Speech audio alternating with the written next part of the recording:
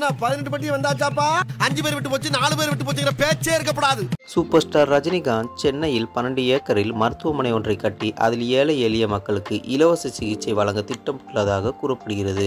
நடிகர் ரஜினிகாந்த் தற்போது இயக்குனர் ஞானவேல் இயக்கத்தில் வேட்டையன் திரைப்படத்தில் நடித்து வருகிறார். லைகா நிறுவனம் தயாரிப்பில் பிரம்மாண்டமாக உருவாகும் இப்படத்தின் படப்பிடிப்பு இறுதி கட்டத்தை எட்டியுள்ளது.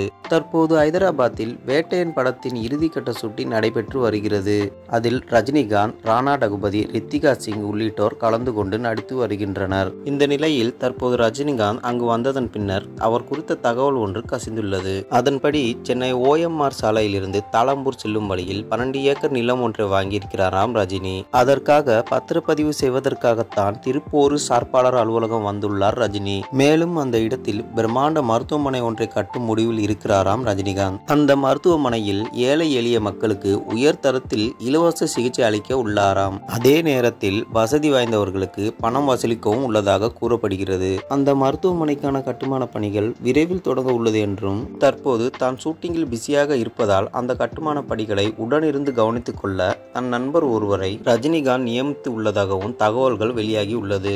ஓகே ஃப்ரெண்ட்ஸ், இந்த வீடியோ உங்களுக்கு பிடிச்சிருந்தா லைக் பண்ணுங்க, பக்கத்தில் இருக்கிற பெல் ஐக்கானை கிளிக் பண்ணி மறக்காம சப்ஸ்கிரைப் பண்ணிருங்க. நன்றி, வணக்கம்.